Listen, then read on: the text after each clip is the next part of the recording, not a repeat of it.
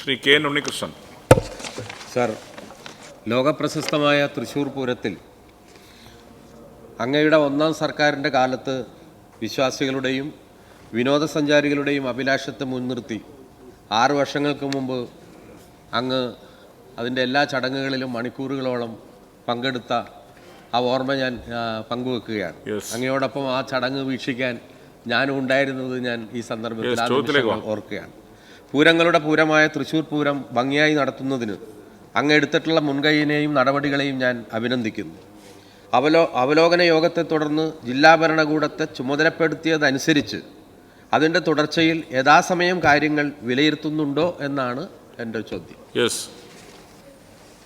Sir, വിലയിരുത്തലുകൾ നടന്നുകൊണ്ടിരിക്കുന്നുണ്ട്. അവിടെ നേരത്തെ പറഞ്ഞു ദേവസ്വം മന്ത്രിയുടെ ഭാഗമായിട്ടുള്ള അധ്യക്ഷതയുടെ ചേർന്ന യോഗം, അതിന് പുറമെ റവന്യൂ മന്ത്രി, നമ്മുടെ ഉന്നത വിദ്യാഭ്യാസ മന്ത്രി എല്ലാം പങ്കെടുത്തുകൊണ്ട് മറ്റൊരു യോഗം നടന്നിട്ടുണ്ട്. അത്തരം നടപടികളെല്ലാം അവിടെ നടന്നുകൊണ്ടിരിക്കുന്നുണ്ട്. തുടർച്ചയായിട്ടുള്ള വിലയിരുത്തലുകൾ തന്നെയാണ് നടത്തിപ്പോകുന്നത്.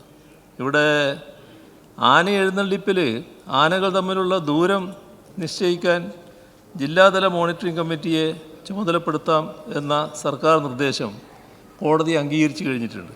അതനുസരിച്ച് തൃശ്ശൂരിൽ ജില്ലാ മോണിറ്ററിംഗ് കമ്മിറ്റി യോഗം ചേർന്ന് 1 മീറ്റർ എന്ന ദൂരപരിധി നിശ്ചയിച്ചു. ഇത് ദേവസ്വങ്ങളടക്കം എല്ലാവരും അംഗീകരിച്ചിട്ടുണ്ട്. അപ്പോൾ അതാണ് ഞാൻ നേരത്തെ പറഞ്ഞത്, ഒരു പ്രയാസമില്ലാതെ ആന എഴുന്നള്ളിപ്പ് നടക്കും.